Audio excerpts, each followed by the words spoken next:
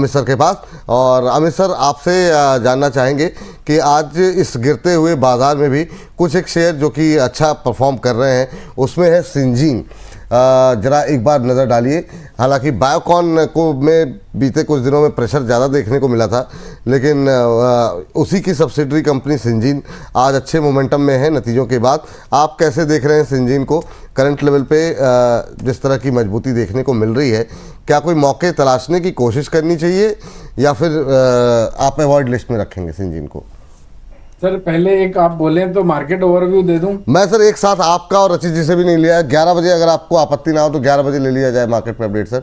जी जी तो जी sir chart setup तो ठीक ठाक दिख रहा है, लेकिन इसको एक हर्डल है 489 की। 489 के ऊपर की अगर क्लोजिंग आती है तब तो हम इसका बुलिश मोमेंटम कंटिन्यू देख सकते हैं, वरना बहुत टाइम के कंसोलिडेशन के बाद आज एक्सपांशन मोड पे आया जरूर है बाजार, लेकिन यहाँ पर हल्के हल्के सेल ऑफ देखने को मिलते रहेंगे। तो करंट मार्केट प्राइस में न जाकर 413 415 के आसपास एक बार करेक्शन मिलता है, 420 के आसपास मोटा माटी, तो वहां पर लिया जा सकता है 400 रुपए के नीचे के स्टॉप लॉस से। जब चलना चालू करेगा तो 500 रुपए प्लस के एक बार रेट दिखा सकता है।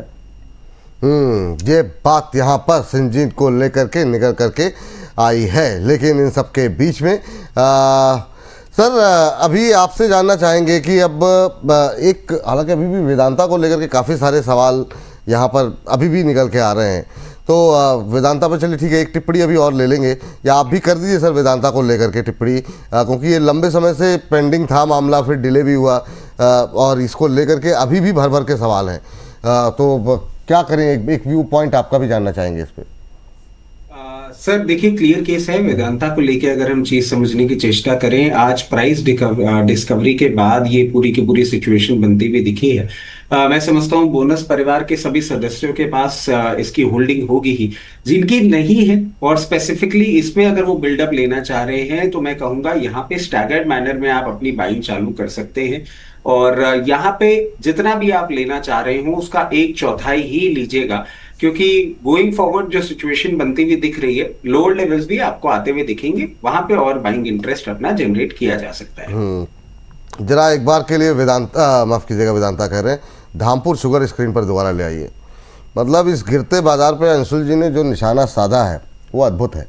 जरा एक बार धामपुर शुगर मिल्स स्क्रीन पर लेकर के आते हैं, और यहाँ पर जो टारगेट आपको दिए गए थे उसका टारगेट हिट हो चुका है। 154.50 का टारगेट पहला था और 162 का दूसरा था, 145 का स्टॉप लॉस सजेस्ट किया गया था। अभी सर टारगेट तो हिट हो गया है, 8.25% ऊपर 156 रुपये का भाव देखने को मिल रहा है। क्या करें, आप 162 के लिए आगे बढ़ें सर? सर बिल्कुल, आधा बुक करके स्टॉप लॉस कॉस्ट पे रिवाइज कर लीजिए ताकि आप घर से गुज ना जाए। बाकी 162 रुपए के लिए बैठिए। दूसरा सर, रचित के सम्मान में एक स्टॉक देना चाहूंगा। पहले स्टैंडर्ड डिस्क्लेमर दे दूं, 1090 पे अभी थोड़ी देर पहले क्लाइंट्स को दिया है।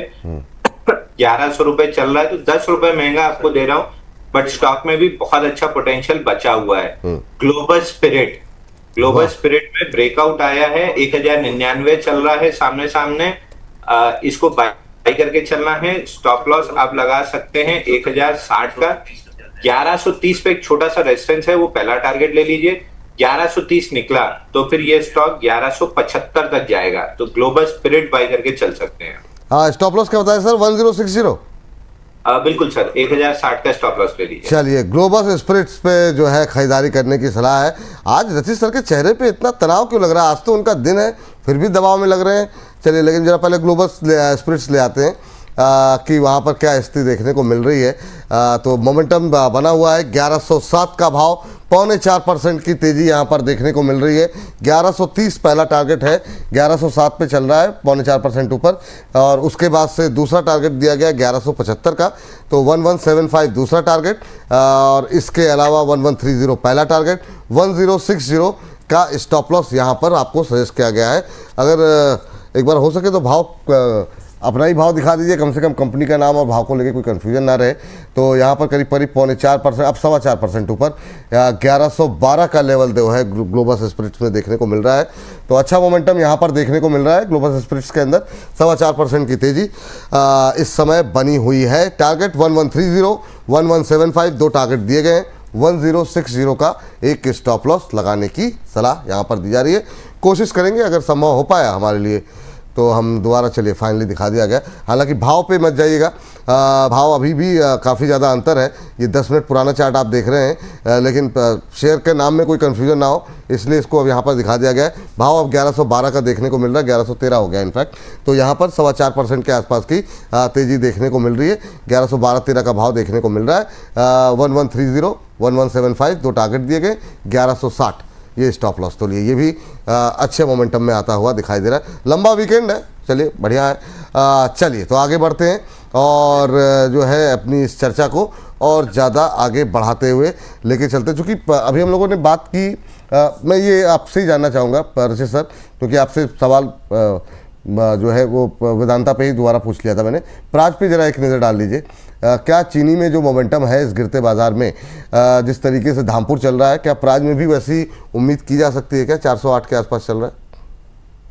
देखिए, प्राज इंडस्ट्रीज के लिए सर क्लियर केस है। जिस तरीके से सिचुएशन बनती हुई दिख रही है, जब तक 368 लेवल्स के ऊपर मेंटेन कर रहा है, फर्दर अपसाइड मूवमेंट आपको देखने को मिल सकता है और हो सकता है आने वाले दिनों में ये 464 लेवल्स भी आपको ले जाता हुआ दिखे। बट लक्ष्मण रेखा 380 का स्टॉप लॉस।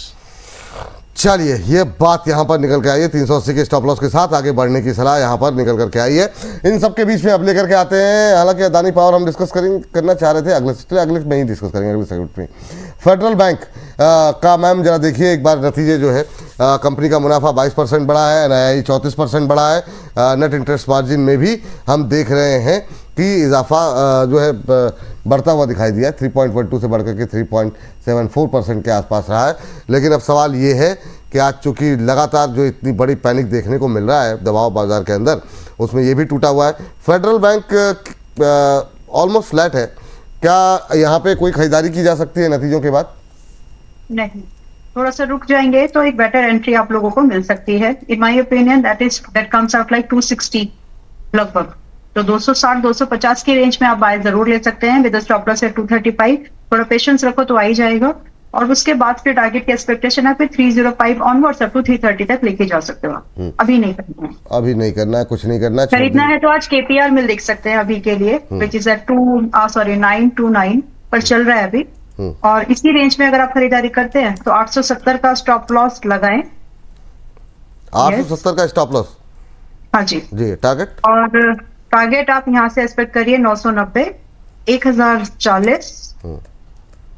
अब दो ही टारगेट देखते हैं तो 1040 हाँ इनफ है। ठीक, 1040 इनफ है। चलिए ठीक है, ये बात यहाँ पर निकल के आई है। आज हमारे सारे जो एनालिस्ट हैं इतने सुस्त क्यों दिखाई दे रहे हैं? रचित सर का भी मुंह उतरा हुआ है, अंबाला मैम भी बहुत गंभीर दिखाई दे रही हैं, वजह क्या है? गंभीर ही नहीं है, बस फिर एक शेर एक उसी अंदाज में बोल देते हो। फिर हरे और लाल को तो यूं ही बदनाम कर रखा है, हरे और लाल को तो यूं ही बदनाम कर रखा है, पूरा कोहराम काले रंग ने ही मचा रखा है। सो दैट काला रंग इज क्रूड। वाह वाह वाह वाह, ये जो मतलब आपने मतलब जोड़ा है, मतलब जो है वाह। काला रंग रचित के कोट के ऊपर जा रहा है। अच्छा, ओहो हो बहुत शानदार। अच्छा, अमित सर भी कुछ ऐड करना चाह रहे हैं? कोट भी दिख रहा है, कोट भी मेरा ही दिख रहा है आपको काले के लिए, है ना? अमित सर, इसी के बीच में गुड न्यूज भी हो सकती है कि क्रूड ट्रिपल टॉप फॉर्मेशन भी क्रिएट करके टूट सकता है। तो अगर क्रूड टूट जाता है तो काला रंग बदनाम होने से बच जाएगा। वाह वाह वाह। फिर काला रंग तो वैसे भी नजर से बचाता है ना काला। हाँ, तो अब हो सकता है जो अमित सर ने कहा, बोले जब भाई जैन साहब लड्डू खिलाने वाले हैं तो काले पीले पे आ गए अमित सर। वाह, चलिए देखिए इस बीच हमारी टीम देखिए कितनी ग्राफिक्स के एक्टिव है। तुरंत